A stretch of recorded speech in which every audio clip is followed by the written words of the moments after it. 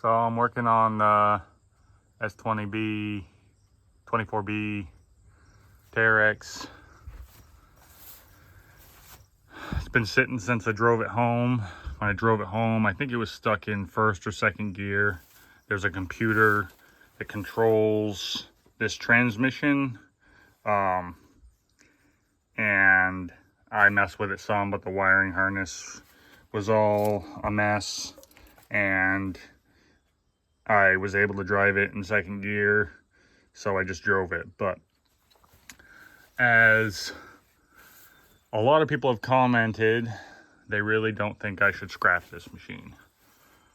But the reality is I'll use it some if I can without putting any money into it. But everybody that's commenting, oh, you should save it, you should do this with it. I mean, this is a huge machine that has limited places it can be used. It's outdated. The reality of it is there was 5 of them that got sold. Yeah, if I had infinite money, I would have bought all 5. But the other 4, I'm pretty sure went to the scrapyard in pieces. Anybody's more than willing to buy this one, or they could have bought the other ones. So yeah, I don't want to see it go to scrap, but the reality of it is, you know, it's too big for some museum, and anybody else that wants to save it or has the place for it to use it, yeah, they can buy it from me. But for right now, I'm gonna see. I basically bought it because it was for the V12 Detroit that I could maybe put in a truck someday, and yeah, it just weighs a lot, so a lot of scrap steel. But right now I'm working on building a shop, have a lot of material to move, so I might try to use this as a haul truck, load it with my excavator. These things, especially the 2-wheel drive ones, are pretty much impossible to load by themselves. They need a big dozer pushing them. I have a D6D, which is really not big enough, but it might be able to load it. But then it requires 2 people, and lots of times I'm working by myself. So anyway, I might try to use it as a haul truck, but right now I'm working on the valve body to see if I can free up these solenoids, because they had water in them, or got water in it, and they weren't working. So I'm just working on freeing them up. Not very good at videoing myself and all this stuff, but the other video of this terex has close to 500,000 views, so I guess it interests people. So I'll try to get some more content of it, or me working on it, all that jazz. So I've got my M18 battery that I'm using. These are 24 volt, but these things put out close to 20, so close enough. I've got it grounded over here, and not sure if you're able to see that little thing goes up and down. So I've gotten all these working. That one's not working. That one's not working. That one's not working. So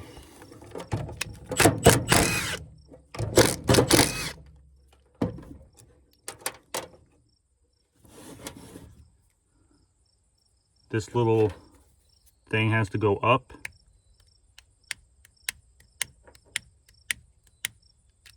Like that. I'm basically just trial and error to figure out how all this stuff works.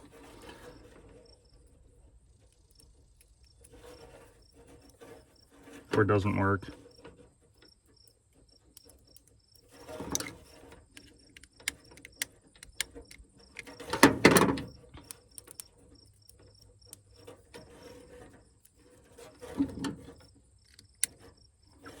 See if I push, well, if you touch ground, it sparks.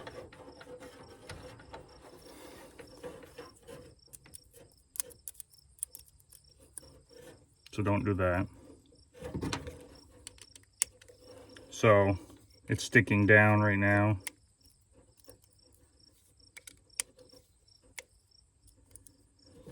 So just, yeah, spray some goose poop on it. The way this works is when it's open, it lets the oil go out that port on the side. It basically releases the oil pressure. So I'm not really sure how the whole system works, but I know that has to open and close in order for it to shift. So just keep going back and forth like this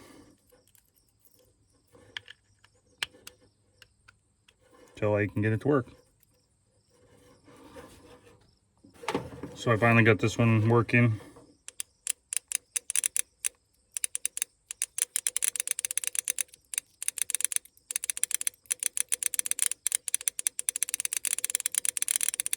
So they just appear to be bound up with rust and just all bound up with looseness.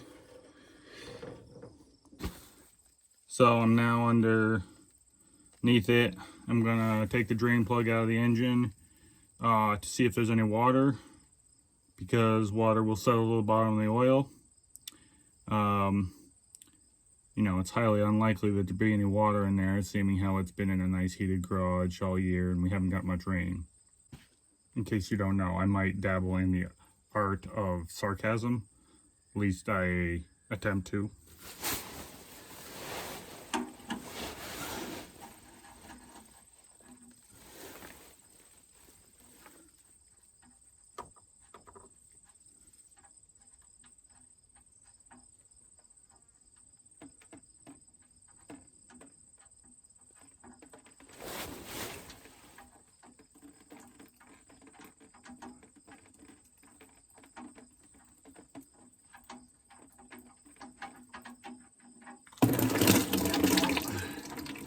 There was a little bit of water there, but now it looks like oil.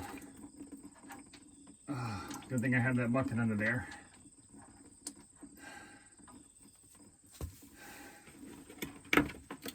Yeah, I think it caught it all.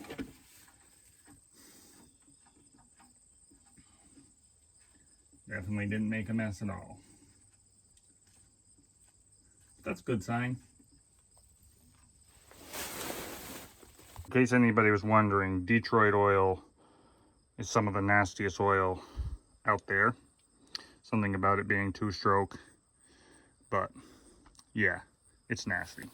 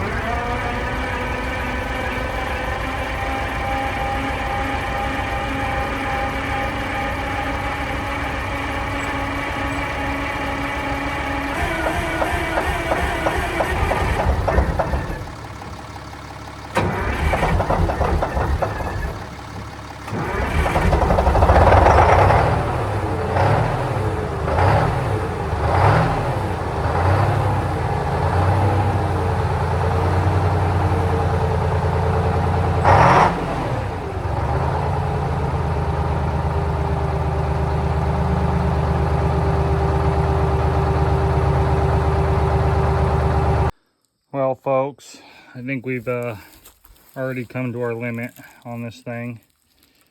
These hoses are just rotten. That's like an 1.25 inch 4-wire hose that's about 8 feet long. It's for the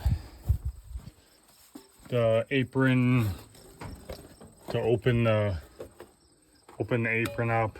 Goes there and comes up along next to this one and attaches right there. But when the whole bowl goes up and down, these lines move. So pretty much that line, if I were to go buy it new, would probably be at least $500 for just that one hydraulic hose.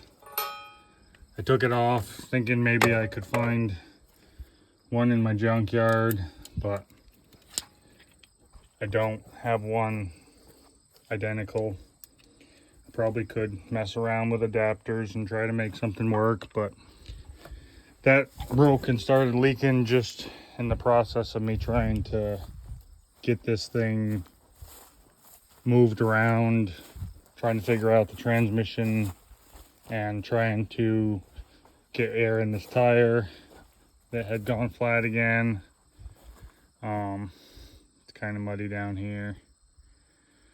So I know that if I spend the time fixing that tire, fixing that hose, and actually move it or actually use it at all, the next hose that's attached to, the next one next to it, I mean, there's just so many hoses on this thing that there's a little line up there that was blown that I had one of them, so I figured I'd just replace that. But I really wanted to try to use this thing, but the reality of it is I just don't have enough time, enough money to actually use it right now, and I don't see in the future how I will either. I mean, these hoses look all right, but this whole thing has been painted kind of quick and dirtily, not too well, at some point, because when I was pulling that line out, this was a rock that was in by the hose that's painted, so that tells me that yeah, maybe look good from afar but far from good as far as all these hoses. And yeah, I think deep down I knew that. I just wanted to see it go, but yeah, I think that might be the end of the road for it.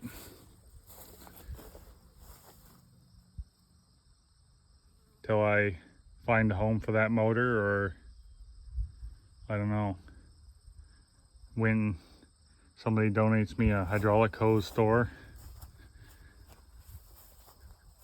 or something else. All right, thanks for watching.